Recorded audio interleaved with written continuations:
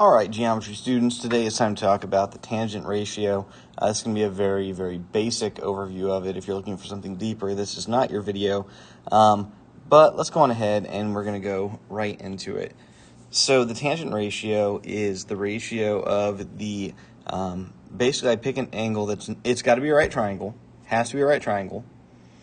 Then I pick one of the two angles that is not the right angle, so either B or A, one of those two. In this case, we're going to pick A, and I label the sides. The side across from the angle we picked is the opposite. The side across from the right angle is the hypotenuse, and the side that's left over is the adjacent. It's the one that touches A that is not the hypotenuse. And the rule is tangent equals opposite over adjacent. The opposite side over the adjacent side. Now here's the deal. If I had picked B, I would have had a different opposite and adjacent. The opposite and adjacent would have switched. So that's just something we have to be aware of. The angle that we're using matters. So, we're going to find tangent of J and then of K on both of these triangles. And we're going to round to 4 decimal places. So, for J, across from J. Okay, so across from J, 24 is our opposite when we're talking about J. The hypotenuse is across from the right angle. It's the longest side. And the adjacent is what's left over. So tangent of J is the opposite, 24, divided by the adjacent, 32. And if I just grab my calculator, 24 divided by 32 is 0.75. So we don't have to go all the way to 4 there. But then, if I was to find tangent of K instead, I would have to relabel. So from K, 32 is the opposite. 20. So that's still the hypotenuse. That doesn't change. 24 is the adjacent. So tan of K means flipping it. Opposite is 32 divided by 24, which in my calculator is 1.3 repeating. They said 4 decimal places, and we do not round up because 3 is the next number too. We're going to do the same thing now for this other triangle. Opposite of J is 8. 17 is the longest side, so it's the hypotenuse. It's across from the right angle. And then the adjacent is 15.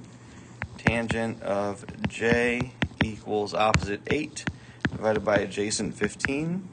That decimal will also go on forever. 0.5333. And then for K, we're going to switch it, which, as you're going to have figured out by now, is going to mean just switching the opposite and the adjacent. So from K, that's the opposite, and 8's the adjacent. 15 over 8, which I believe does end 1.875. So that is what we do when we have all the sides. But sometimes in a problem like this, we actually have to deal with the angles too. So we can actually use the angle to find a missing side. We know we're going to use, instead of a letter, we're using this as our angle, and that is the opposite. We don't have the hypotenuse, and x is our adjacent. So tan, instead of J or K, it's tan 61. Little technical difficulties there. Opposite is 22, and adjacent is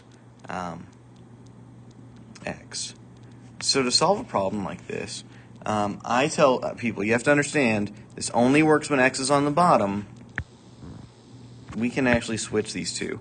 It's the same as if we had multiplied by x and then divided by tan 61. Tan 61 is just a number, a decimal. But we can cut that if we recognize that we really can just switch the two. And then in your calculator, and your phone calculators are going to be hard to do this with. I recommend doing it with an online calculator. We get, I said round to the nearest tenth. So we get 12.19 blah blah blah. We're going to round that to 12.2. And that's it. That's the answer. That's how long the side is. We'll do it again with 56 now. Opposite of 56 is x. Hypotenuse. So that means 13 must be the adjacent. This one's a little different. Tangent of the angle, 56 in this case. The opposite is x. The adjacent is 13.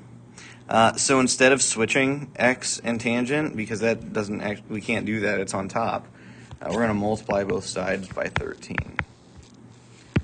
13 times tan 56. I get 19.27, which is 19.3. And I understand but we're probably going to have some questions, but that's okay. Inverse tangent, which we sometimes see written on calculators as tan -1, we can use that to solve for the missing angle. So what we're going to do is we're going to say, okay, this is x. If that's x, then we have our opposite, hypotenuse, adjacent. If we say tan of x this time, because x is the angle, tanks, opposite is 13, adjacent is 36. Well, to get x by itself, I need a thing to undo tangent. And that thing is tan -1. Tan -1 and tangent cancel out. But then whatever I do to the, why is this not working? Sorry, again. If I did that to the left, I need to do it to the right too. So I have tan -1 of 13 over 36. On your calculator, it's second tan. But tan -1 is what you're looking for online. 13 divided by 36, and we're going to get, it says, we know it's a small angle, and in this case it looks, they didn't give us a place to round to, so we're going to do the nearest tenth, 19.9 degrees. And that's it, that's the answer. One more time, if that's x, that's the opposite, that's the hypotenuse, that's the adjacent. Tan x equals opposite 9, adjacent 32. We're at tan -1 both sides. Second tan 9 divided by 32. And on my calculator I get 15.7 degrees. Both small angles. That's what we're going to wrap up today. If you have any questions, I will teach this again for the virtual students tomorrow. Please let me know.